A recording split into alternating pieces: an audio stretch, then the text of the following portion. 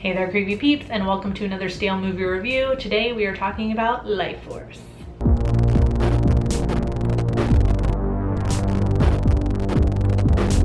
Alright, so Lifeforce was requested for me to review by one of my creepy patron peeps, Kevin. So thank you so much, Kevin, for the request, and thank you to all my other creepy patron peeps for your support of my channel. If you want to find out the perks to being a creepy patron peep, you can follow that link in the description. Directed by Toby Hooper and starring Stephen Railsback, Peter Firth, and Mathilda May, Lifeforce follows a space shuttle mission investigating Halley's Comet, which brings back a malevolent race of space vampires who feed on the life force of their victims and turn them into zombies. The only survivor of the mission, Carlson, and the British authorities attempt to find out what the alien beings are and try to capture the beautiful alien woman that seems to be the leader. This movie is actually an adaptation of a British science fiction novel titled The Space Vampires, written by Colin Wilson. The novel was first published in 1976, and I mean, apparently Wilson was not too fond of the adaptation. I mean, everyone's always touchy with adaptations. Let's get into what I liked about Lifeforce. What I liked. I mean, I have to hand it to the author and to Toby Hooper. This is one crazy ass storyline, seriously. Like, not only is it vampires, it's space vampires that turn their victims into zombies. Okay, definitely unique premise, and I'm thankful for that. It's something different for sure. Speaking of the zombie creature things, they do look really cool because the vampires are like draining the life force out of them. Whenever you see the victims, you know, it's like, you know, it's just skin and bone, like their skin is like sucked to their bones, and they're all, you know, it's, you know, they're creepy looking. Loved the way they looked. I don't know if they were animatronics or puppetry or something like that. They definitely weren't CGI or anything like that.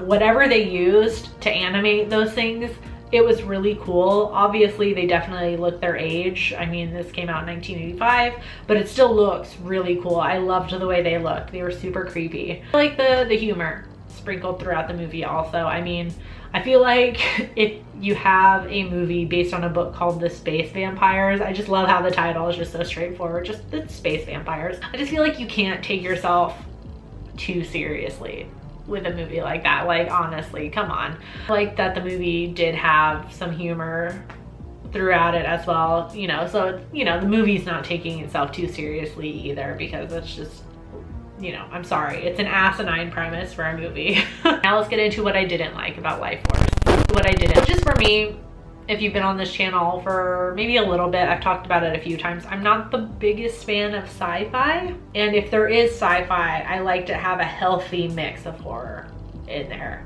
for me to watch it. Alien, Event Horizon, and like Reanimator type stuff is about as sci-fi as I usually go. So keeping that in mind, this was a little bit too much sci-fi, not enough horror, just for my own tastes. I feel like, as this is an adaptation, obviously I just feel like some bits were pulled out of thin air, and they were more than likely explained in further detail in the book, because, you know, obviously, you know, I've been over this. In a book, you have more time to do that. So there's like this whole thing with like Carlson having this mind link with the female alien, and then at the end, she's like saying like she fell in love with him, and it's destined that he was gonna be the one to find them in space and bring them to Earth, and what the fuck?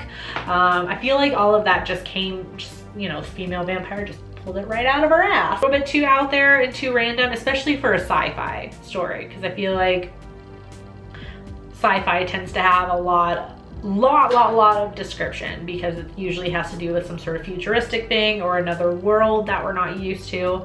So I feel like there was just a lot of description from the book, or that was probably in the book. I don't know, I've never read it. That was just glossed over in the movie, and it felt empty, or it felt like it came out of thin air. So I was not a fan of that. And then we got this whole thing about like the vampires, like they're able to like jump consciousness, like the female vampires like taking over all these bodies. This whole very long scene, or goes on forever, where the female vampire is taken over this doctor guy, and they like inject him with this like hypnotizing fluid or whatever the F, some drug or something. And this scene goes on forever. It's on forever. There's a whole like battle between Carlson and the vampire that's in the mind of this guy, Professor X, Like, and plus, we got this whole thing, we got a naked vampire lady. Way too much of her nudity and not enough dong. Like, we have the female vampire and she's found with 2 male vampires. All of them are naked, and yet we see boob and vag on the female vampire, no dong. Come on. Want equality of the genitals, people. Worth it. So was Lifeforce worth it? I'd say at least once, I suppose. It's just not my taste, so I'm probably not gonna watch it again, although I own it now, because that was the only way I was able to get a hold of it, which I'm fine with that, but just wasn't for me. I'm gonna give it a 3 out of 5. It was all right. On IMDb, it has a 6.1 out of 10. On Rotten Tomatoes, it has a 68% critic score and a 44% audience score. And then on Letterboxd, it has a 3.1 out of 5. If you've seen Lifeforce, let me know in the comments section down below what you thought about it. As always, I do hope you enjoyed this video. If you did, please give it a thumbs up.